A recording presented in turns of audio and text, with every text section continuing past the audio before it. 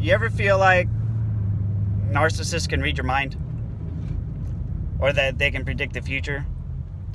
Like, they'll show up at a time and place where you just would have never expected them to be, and poof, there they are. Seems like a magic trick. And I witnessed this firsthand today. I was having a conversation with a viewer about his personal situation. And we spoke yesterday, we spoke today. And yesterday, I ended the conversation with a recommendation for him to try and engage her on specific topics in specific ways. And it wasn't long after we finished talking, he received some messages from her that were precisely in line with what I was suggesting that he do. And he sent me the screenshots of it today and was like, look at this, how odd is this? It's almost like she read my mind. And my response was, well, she's not reading your mind, she's reading you. And she's conducting herself in a manner based on the read that she's getting from you. See, verbal communication, words are about 10% of everything that we emit out into the world. I use the term emit because it's all encompassing: body language, tone of voice, all that stuff. The word choice that's not a real number. It's just my opinion. It's about 10%. It's there, but it's really just not the driving primary form of communication at all.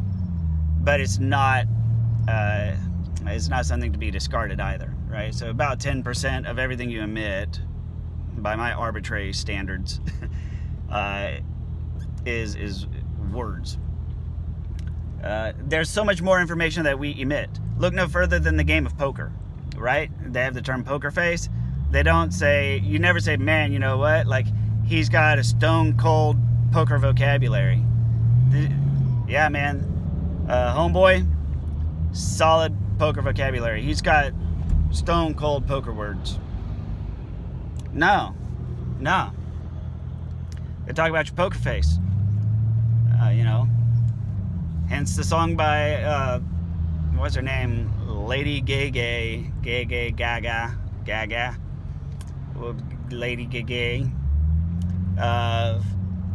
Poker face. Pop, poker face.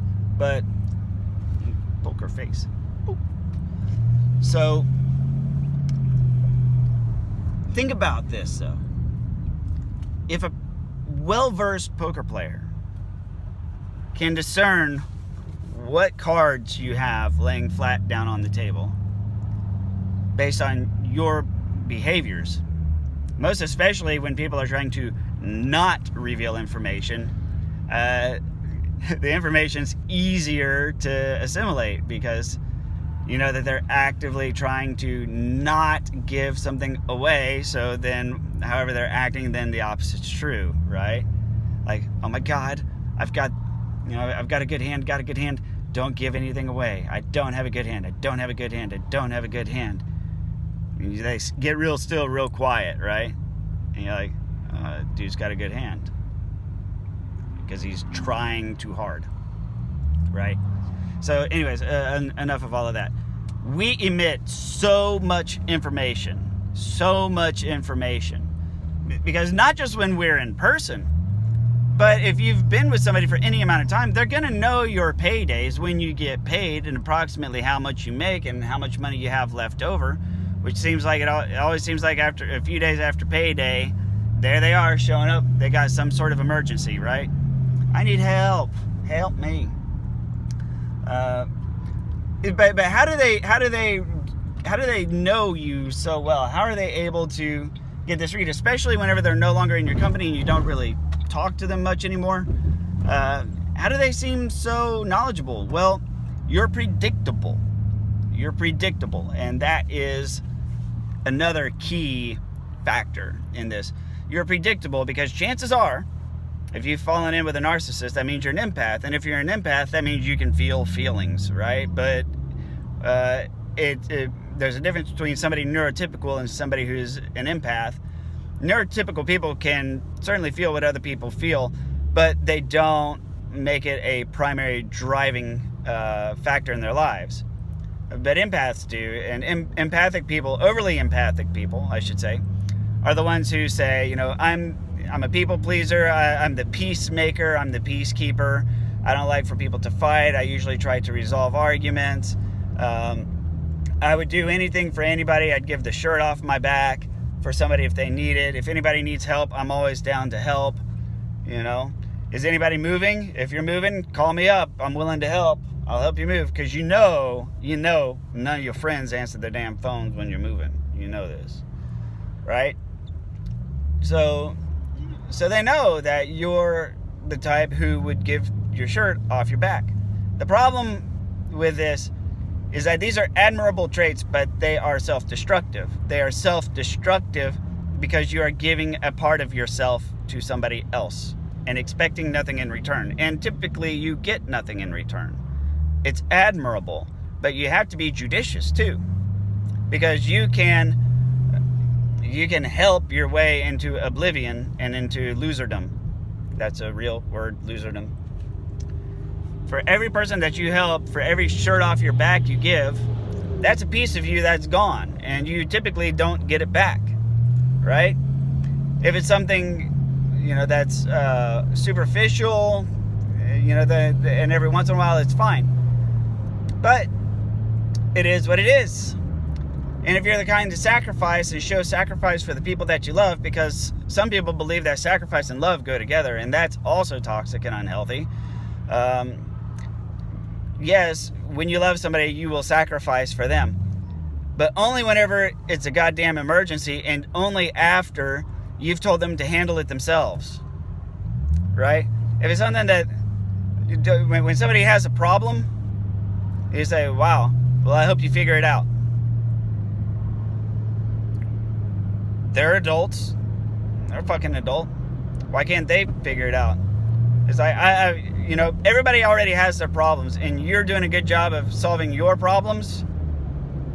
It is not normal to solve somebody else's problems more than like once every blue moon. It's not normal. It's not.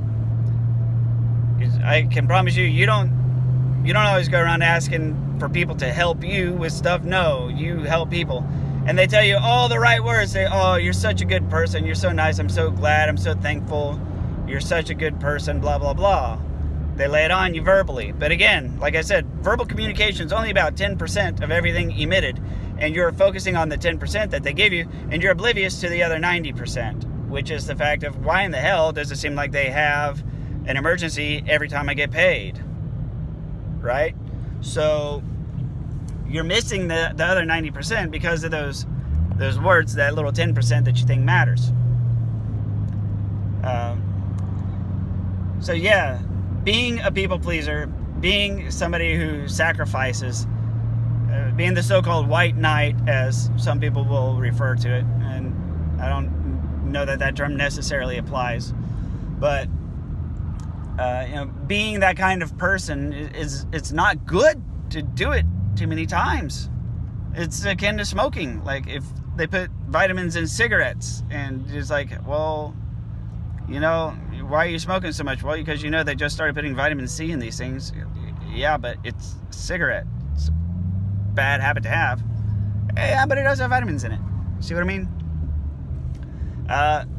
The amount of harm that comes with rescuing people too much, with sacrificing too much, makes it so that you must be very judicious with how you use it. And this is something that it took me way too long to learn, what I'm about to say. This took me way too long to learn. And that is, it's okay to be selfish. Because chances are, if you're watching my channel right now, your definition of selfish comes somewhat close to what a neurotypical, fairly intelligent person defines as normal. Right? Your definition of selfish in reality is basically, hey, you know what? When people are adults, their problems are their responsibilities, and they should most definitely handle their own problems and figure out a solution. Right? That's what normal people do. it is healthy and normal and expected to put your oxygen mask on first. That is very ethical, very beneficial to put your oxygen mask on first, as long as you intend on helping everybody around you the best you can with your mask on. You can't put your mask on, and then if you see somebody way up at the front of the cabin, you can't reach them because your tube's not long enough.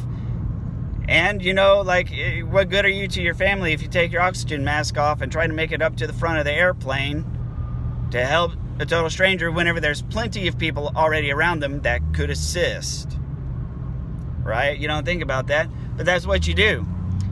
It doesn't do any good to say, oh, you know what, I will always be the last one to put on my oxygen mask.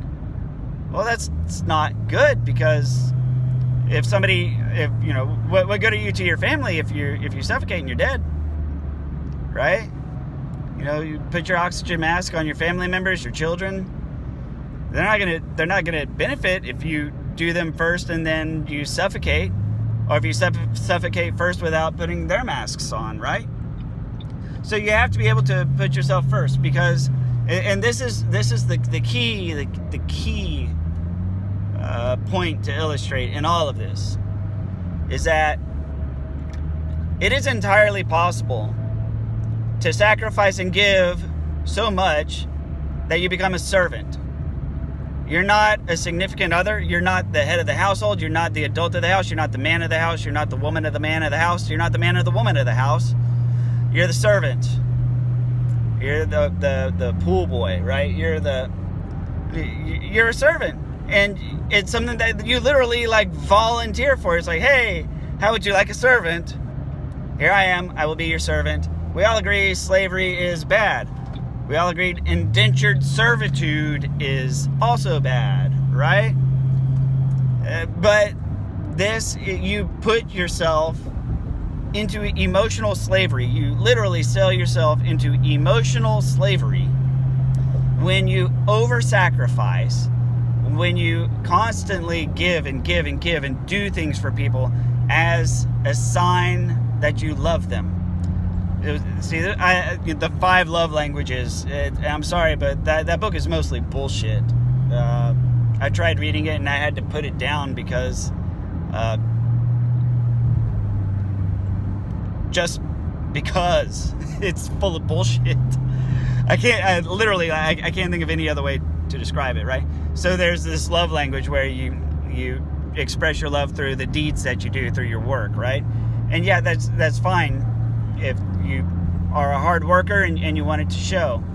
But then working hard for somebody on request over and over and over and over and over again, and you're like, well, I do love them, so I do gotta kind of do this because this is my love language, and so this is how a baby knows that I love her.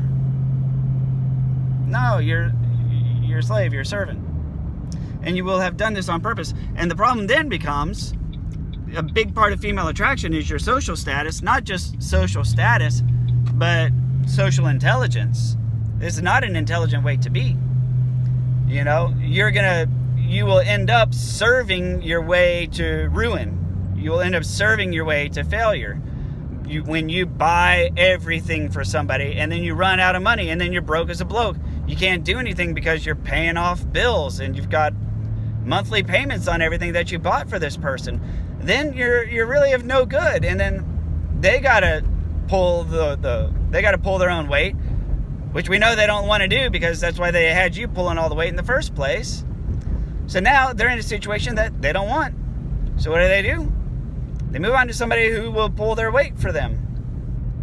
And they'll say, sorry, you were great in the beginning, but you really let yourself go, man. And they would be right. So to sum it all up, man, they can read your mind because you're predictable. And you're predictable because you think it's admirable. Being admirable can easily be self-destructive.